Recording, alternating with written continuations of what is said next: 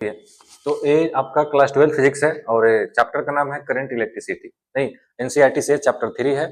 आइए इस चैप्टर में कुछ इंपॉर्टेंट टॉपिक है जो आपके बोर्ड एग्जाम के लिए बहुत ही इंपॉर्टेंट है। नहीं तो एक बार हम इसको रिवीजन करा देते हैं, ध्यान से देखना है और एक बार में नहीं समझ में आता है तो दोबारा इस वीडियो को रिपीट करके आप देखिएगा, ठीक है।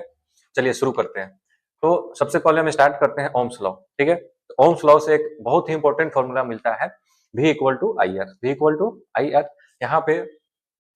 यहाँ पे आई को इधर भेजेंगे तो V बटा आई हो जाएगा, यानी R equal to V by आई।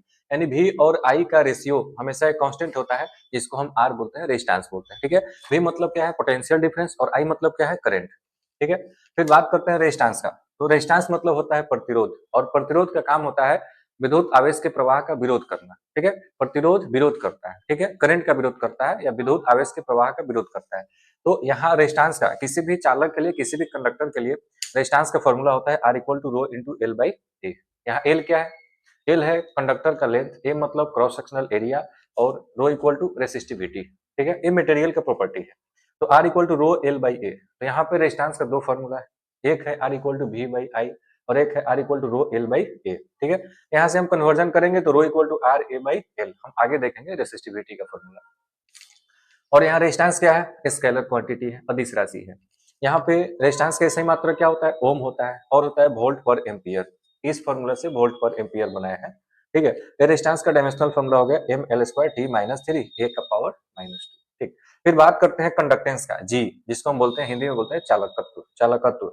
तो कंडक्टेंस क्या होता है, रेजिस्टेंस का रेसिप्रोकल होता है, ठीक है। तो conductance is the reciprocal of resistance, G equal to one by R, यानी conductance equal to one by resistance. ये भी स्केलर होता है, इसका यूनिट होता है पर ओम, डायमेंशनल फॉर्मूला। यानी रेजिस्टेंस का जो यूनिट और डायमेंशन है ना, वो ये रिवर्स कर देंगे, इसको उल्टा कर देंगे ना, तो ये हो जाएगा आपका कंडक्टेंस का। फिर हम बात करते हैं रेसिस्टिविटी, जिसको हम रो से डिनोट करते हैं।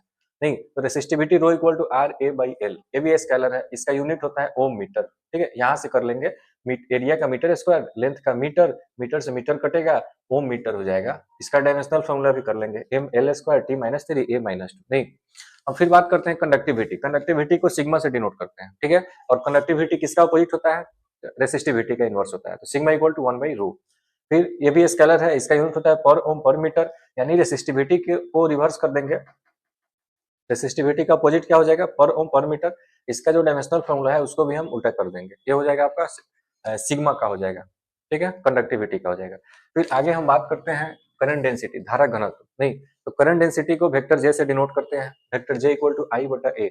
नहीं यानी करंट में एरिया से डिवाइड करते हैं तो करंट डेंसिटी मिलता है, धारा घनत्व। नहीं तो electric current passing through per unit area is called current density.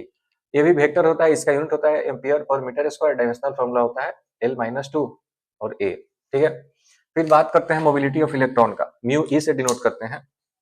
तो म्यू ई इक्वल टू होता है mode of drift velocity by electric field. नहीं तो ड्रिफ्ट वेलोसिटी में इलेक्ट्रिक फील्ड से डिवाइड करते हैं तो मोबिलिटी ऑफ इलेक्ट्रॉन मिलता है, इसका यूनिट होता है मीटर स्क्वायर पर वोल्ट पर सेकेंड, ठीक है। यहाँ पे एक रिलेशन बनाया है, ड्रिफ्ट वेलोसिटी vt और करंट डेंसिटी j के बीच रिलेशन। तो यहाँ पे हम सब जानते हैं करंट का फॉर्मूला होता है I equal to N E A V D. नहीं यहाँ a से डिवाइड करेंगे, तो a से डिवाइड करेंगे तो I बटा a क्या हो जाएगा, j, यहाँ a से कटेगा, j equal to N E A V D हो जाएगा। ये आपका करंट डेंसिटी j और ड्रिफ्ट वेलोसिटी vt के बीच आपका रिलेशन हो गया। नहीं फिर बात करते हैं, अगला टॉपिक है आपका ग्रुपिंग ऑफ रेजिस्टेंस। तो रेजिस्टेंस का जो ग्रुपिंग होता है दो तरह से होता है, एक होता है सीरीज और एक होता है पैरेलल, ठीक है।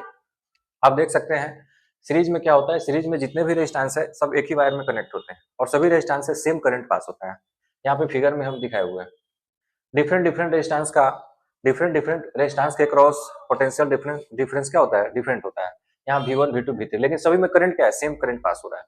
फिर यहाँ ओम्स लॉ अप्लाई करेंगे, V1 equal to I R one, V2 I R two, V3 I R three, और सभी के जो पोटेंशियल डिफरेंस है सबको जोड़ेंगे तो total potential difference V equal to V1 plus V2 plus V3, value set करेंगे, सभी में करंट कॉमन है, I को कॉमन करेंगे, इधर जाएगा डिवाइड में हो जाएगा, यानी V by I equal to R1 plus R2 plus R3, equation 1।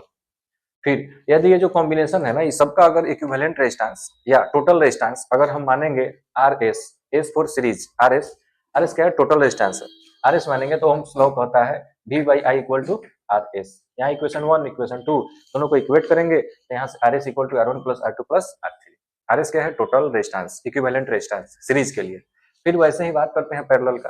तो पैरेलल में क्या होता है, पैरेलल में जितने भी रेजिस्टेंस है अलग अलग वायर में जुड़े होते हैं और सभी का पोटेंशियल डिफरेंस क्या होता है, सेम होता है, लेकिन सभी का करंट क्या होता है, डिफरेंट डिफरेंट होता है। अलग अलग रेजिस्टेंस का करंट क्या होता है, डिफरेंट डिफरेंट होता है। ये इसका सर्किट डायग्राम हो गया। फिर हम बात करते हैं ओम्स लॉ से, तो यहाँ I1 हो गया, I2 हो गया, I3 हो गया। टोटल करंट के लिए सबको ऐड कर देंगे, फिर यहाँ से I बटा V इक्वल टू इतना होगा, इक्वेशन 1। फिर से वही प्रोसेस, यदि इस टोटल कॉम्बिनेशन का टोटल रेजिस्टेंस अगर Rp है, P मतलब पैरेलल, पैरेलल के लिए, तो I बटा V equal to 1 by Rp होगा। इक्वेट करेंगे 1 2 को, तो Rp 1 by Rp equal to 1 by R1 plus 1 by R2 plus 1 by R3। नहीं, तो सीरीज और पैरेलल में बेसिक डिफरेंस है कि सीरीज में सभी एक ही वायर में जुड़ा होगा, पैरेलल में क्या है, डिफरेंट डिफरेंट। सीरीज में करंट सेम होगा और पैरेलल में वोल्टेज सेम होगा। ठीक है, सीरीज में रेजिस्टेंस के लिए जो टोटल रेजिस्टेंस है आर एस सीरीज के लिए, तो इसका वैल्यू सबसे बड़ा से भी बड़ा होगा